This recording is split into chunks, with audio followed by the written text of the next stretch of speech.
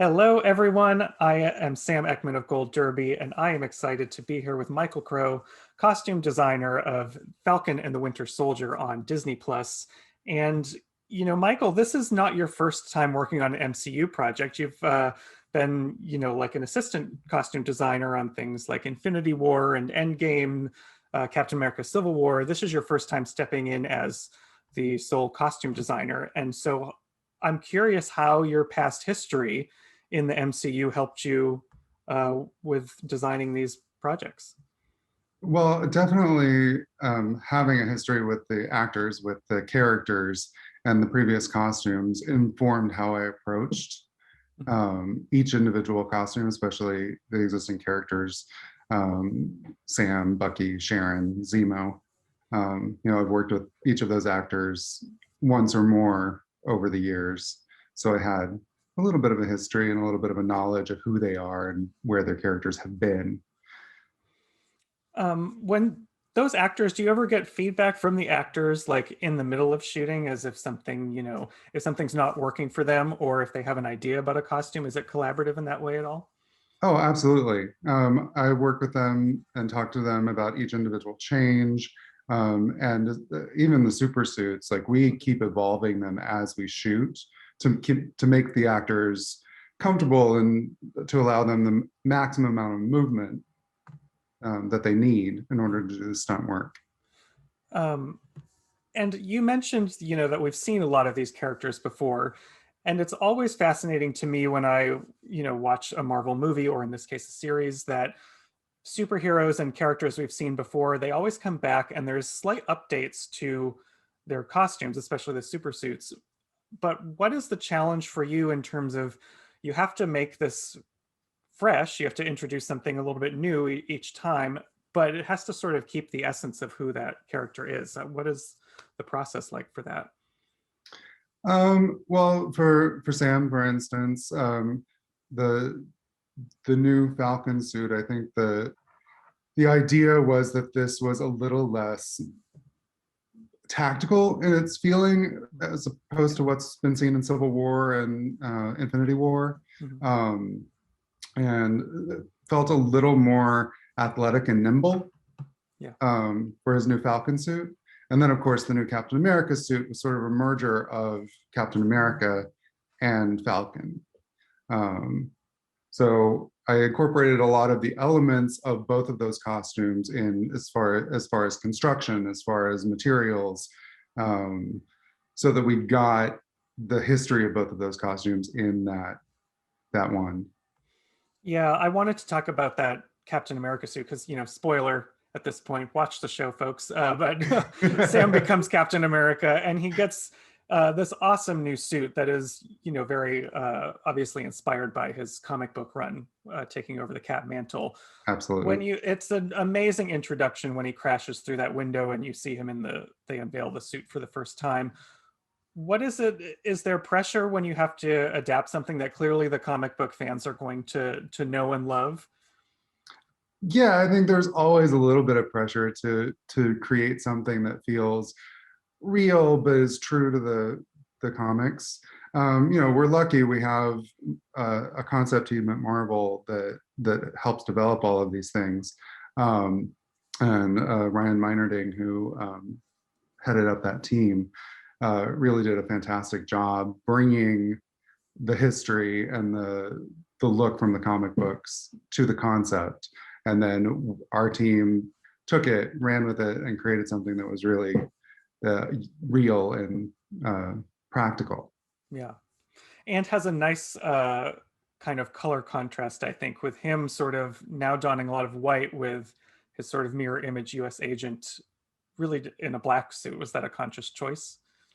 Yeah, I think it was to make Anthony or Sam stand out, and be a completely new, separate Captain America, and also with Wyatt's John Walker's character to have him feel a little darker, a little more dangerous than our usual Captain America. Yeah. And sometimes when you look back at like the old comic book designs, not some of the new ones are a little bit more realistically designed in the comic books, but Right. some of these original designs, weren't necessarily drawn with function in mind, with practical function, or they were colored in a way because of what color ink was inexpensive at the time. So, what is what is the process of taking this design that people know and expect to see and sort of translating it into a practical sense? Well, I mean, part of me having a history in the Marvel universe that I think was helpful was there's a language to how the Marvel superhero costumes have been created in the past, and I was able to sort of pick and choose what I felt worked from various costumes to bring it to life in a way that felt real, um, and felt continuous, through, so it felt like a continuation of what's already been established in the Marvel universe. Mhm. And another place you got to do that too was for Baron Zemo, who had never really donned in Civil War. When we saw him, he didn't really have his iconic purple mask there. How did that Right. moment come about? Well, everybody knew we wanted to do it, and we created a mask for Comic-Con, I think 2019, for a little teaser, which was our prototype leading into the mask that we ended up making for the series, um, as well as his coat for that teaser was an early prototype.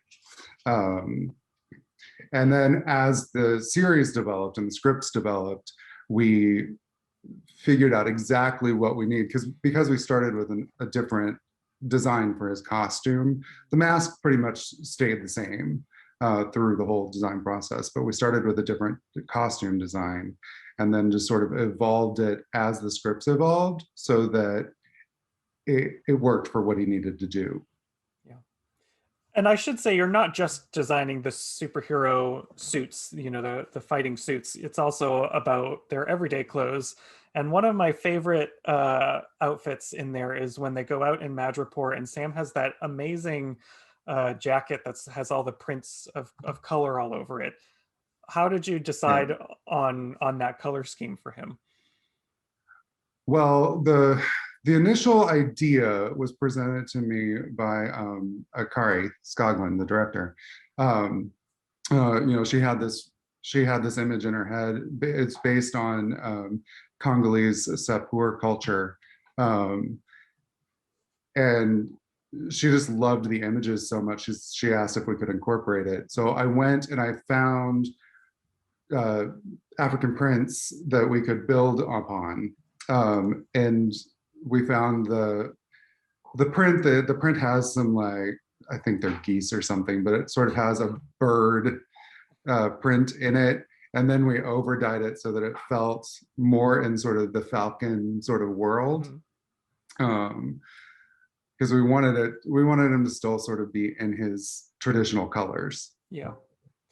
And it's kind of exciting to see too, because speaking of Madripoor, many things, as we've said, carry over between Marvel projects. This is the first time we're seeing this location, which is a classic comic book location, on screen.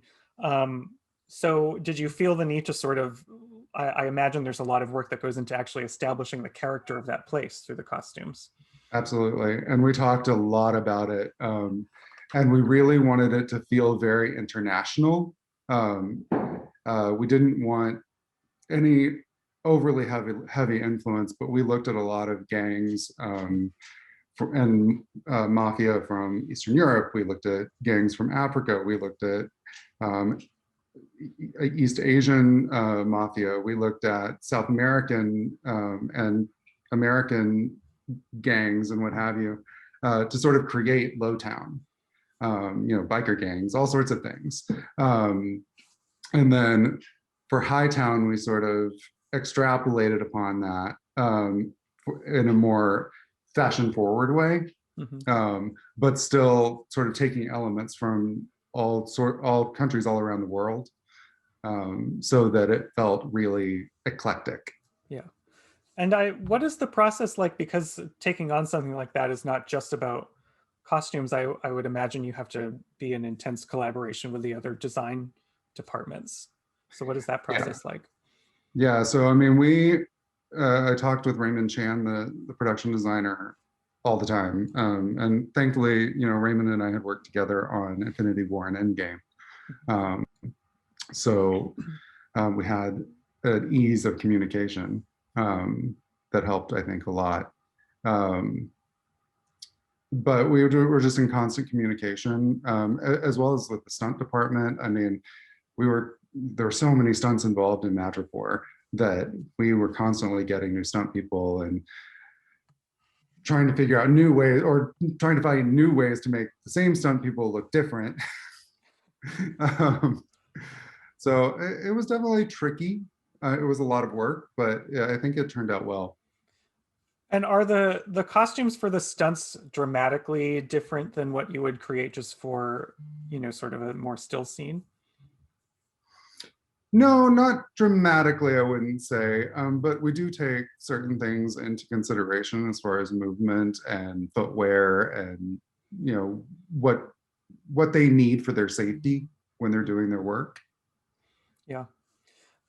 I also wanted to cover, one of the biggest shocks, biggest moments I think that came out of this show, even, on Park, people's jaws dropped just as big as they did when he came out as Captain America, was all of a sudden Julia Louis-Dreyfus is on the screen. And, nothing is kept secret anymore in the internet. Everyone wants to know, but somehow this Julia Louis-Dreyfus cameo was kept a secret, which was pretty impressive. Yeah. So how hard was it, kind of two questions, how hard was it to keep that secret on your end? And also, what is it like? What are the challenges that go into designing a character that's so mysterious and there's nothing really known about her? Um, well, the design process was definitely, I, I mean, it was challenging and interesting. I mean, working with Julia was a complete joy, to help bring this character to life.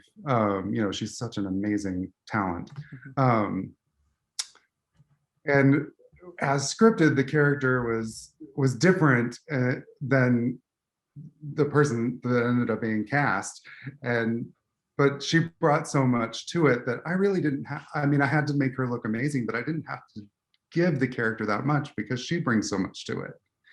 Um, as far as keeping it a secret, that's for on my end, it's fairly easy. I just keep it very low profile, but I'm used to that. Again, years of Marvel have taught me to keep my mouth shut. I imagine that is a thing that would come with a job if you keep working on those Yeah. projects. Um, there's, and I, the Marvel universe keeps expanding in terms of storytelling. Now we're doing not only films, but across films and series that are all interconnected. So before I let you go, I want to sort of pick your brain on is there a preference for you between sort of the long format stories or a film? And how does that kind of expanding world affect your work? I mean, it's more interactive with other designers that are on other projects, as characters cross over and what have you. But I don't know that I have a preference between the film and the streaming. The streaming definitely offers you more of an opportunity to explore the characters, and more characters in a deeper way because you have more time. Um, that said, it's a lot more work and in the same amount of time. So there is something to be said for the films as well. Yeah. Well, it was a marvelous job, especially bringing that new Sam's Captain America suit to life. So I can't wait to see where you go next in the Marvel Cinematic Universe. So everyone who's out Thank there you. watching, make sure you subscribe to Gold Derby. Keep up to date with us throughout the season. And Michael, thank you once again for sitting down with me. Thank you very much.